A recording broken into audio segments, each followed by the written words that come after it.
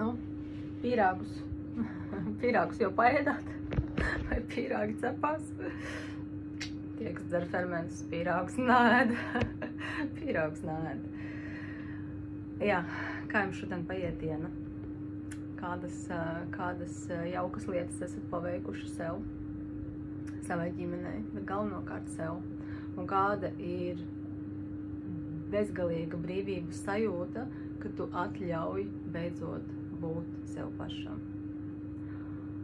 Un tā sajūta ir tāds, teiciet, tu esi kā baltais virbulis, vienmēr tev cits viedoklis, vienmēr tu kaut kur neiedaries. Es tā no bērnības jau jūtos, bet tāpat, ka tu pieaudz, tu tāpat ieslīgsti, jā, un tu centies būt ērts. Tu centies vienkārši būt ērts citiem, bet tikai ne sev. Ticēt visiem citiem, bet tikai ne pats sev. Un es zinu, cik īstenībā tas nav viegls solis nostāties bez mazliet pret visu pasauli, ieiet dziļumā sevi iekšā, pabūt klusumā un tad nākt atkal un rādīt pasaulē, kas esi tu patiesībā. Un šis process jau nekad nebeidzās, ja mēs vienmēr tā aizpeldam.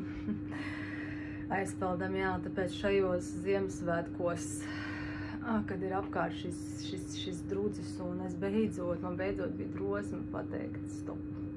Bet tādu riktīgu stop, nevis labi, aizbrauksim, labi, es paņemšu līdzi savu ēdienu, es paņemšu līdzi fermentus, es kaut kā pieskaņošos, jā. Un tu melo pats sev, ko tu gribi patiesībā, pat arī tas nesaskan ar visu pasauli, jā, un tā ir brīvības sajūta. Tas var dot ne tikai jums, bet arī pasaulē, un šis ir laiks pienācis, kad es tiešām katram no sirds novēlu šo patiesumu, šo brīvības sajūtu. Un vienalga, jā, pat tad arī gribās ēst tos pīrāgus, tad ēdam, jā, jo ir daudz smagāk melot sev, jā, teikt, es dzeru fermentus, un tur negribās gaļu, tur negribās to, tas arī nedara. Raujam ārā no sevīm visas tās programmas, kas mums ir ieliktas, kādiem mums ir jābūt, kad mums ir jāsvin svētki, kad mums ir jādzer, kad mums ir jāēd, kas mums ir jāēd, kas mums ir jādzer. Un, protams, ka nav tik viegli pateikt to ģimenei, jo tomēr pie ģimenes, šeit zemes galvenais zobratiņš, šajā matrica, viņa visu uztaisījusi ir tā, lai tu ļoti būtu piesaistīts, ļoti būtu piesaistīts šeit, uz zemes, un tu nemaz neiedomā, lai tev nemaz prātā neienāktu, ja, cik patiesībā tu spēj daudz. Un ģimene, tāpēc ģimene ir svēta, ģimene, viņai ir ļoti liels spēks, bet ļoti bieži tieši vecāki mums ir doti, jā, lai tieši palīdzētu izrauties no šīs matricas mazliet zobratiņa, izrauties mēs nevaram iziet, mēs te visi esam piekrituši šai spēlē. Tas nenozīmē, ka mēs dažkārt nevaram skatīties šo spēli tā kā mazliet no malas, un tas ir iespējams. Tāpēc klusums un patiesība nemelojam paši sev. Jo tiklīdz kā mēs sākam melot paši sev, teikt, es zinu, bet īstenībā tā nav. Mēs jau zinām, kā mēs spējam sevi sakruķīt galvā, ja, un aizmālēt visu. Tā nav. Tad mēs sākam melot paši sev. Ieguvējs neesi ne tu, ne tavi tuvākie. Un arī šī skarbā patiesība dažkārt, jā, viņa var izraisīt nerunāšanu, viņa var izraisīt šķiršanos, viņa var izraisīt ļoti daudz, no kā mēs baidamies. Bet var paiet gadi, varbūt pat nepaies gadi, un patiesība vienmēr ir augstāka par šiem meliem. Un tie, kas nav gatavi šai patiesībai, protams, ka viņi dumbosies, viņi dusmosies un teiks, tu neko nesaproti, tev nav taisnība, jā, kā jau mēs visi esam pieraduši cīnīties par savu taisnību, jā, bet ir vienmēr jāpadomā, ja tu sāc aizstāvēt savu taisnību, tad tev arī vairs nav taisnība. Tāpēc, ka taisnība arī mīl klusumu, un taisnība vairs nav jāpierāda. Tad, kad tev ir taisnība, un tu zini no sirds dziļumiem to, tad tu klusē. Un pat tad, kā es saku, var nostāties pretī 100 000 cilvēku, miljonus, visa pasauli.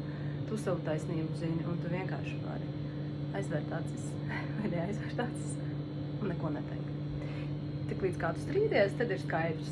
Jā? Nevienam vairs nav taisnības. Strīda laikā vairs nevienam nav taisnība. Jā. Nu, lūk, mīļie. Tā kā tā, jā. Nobeigumā tie, kas noskatīsies līdz galam par fermentiņiem, jā.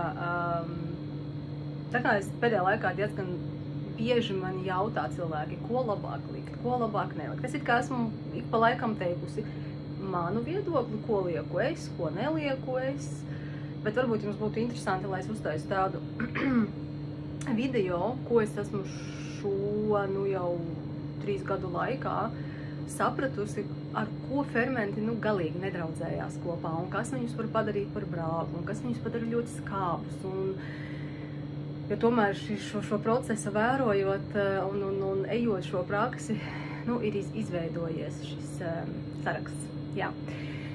Ziemassvētku, tie, kas man jautā par Ziemassvētku fermentiņu, tās bija dažas pudelītes, un visdrīzākais, ka tāds Ziemassvētku fermentiņš nebūs, jo jāņem vērā, ka, lai es iegūtu tās dažas pudelītes Ziemassvētku fermentiņu, kurš jau veiksmīgi ir izcerts un ticis pie jums, es līdz tam gāju mēnesi. Jā, tur nav tā, ka tu tagad izdomā, es gribu Ziemassvētku fermentu un tūlīt man viņš sanāks. Nē, tur ir pakāpeniski, tur ir jāradina, jā, lai tā garša izdotos, tas var aizņemt pat mēnesi. Lūk, tā kā diezīt, vai es šogad taisīšu tādu Ziemassvētku fermentiņu, bet kā vienmēr ir citas garšas. Jā, un šodien man ir tāds garš stāvoklis, taisīt kādu energizeri atkal ar burvīgo kakao. Tā kā sveiciens Lienai, manai kakositai, jā, kurai ir vienkārši enerģetiski piepildīts. Tādam, kādam ir jābūt kakao, nevis vienkārši plikam stimulantam, es tā teiktu, jā, bet ar cieņu, jā, ar cieņu, mīlestību, un to var just. Tā kā tā, mīļie, svinam dzīvi, un esam patiesi, un nemelojam. Galvenokārt paši sev, un šodien tev ir iespēja samīļot pašam sevi, samīļot un pateikt paldies par šo drosmi, būt šeit un to visu pieredzēt. Tāpēc, ka tam, kas šeit šobrīd notiek un vispār uz pasaules, ir vajadzīga ļoti liela drosme. Un mēs visi, mīļie, esam vienādi. Mūsos visos ir šis spēks, mūsos visos ir šī gaisma un spēks pateikt arī nē visai pasaulē, jo ir jāsaglabā šeit šis miers, šis siltums un šī gaisma. Tā kā tā.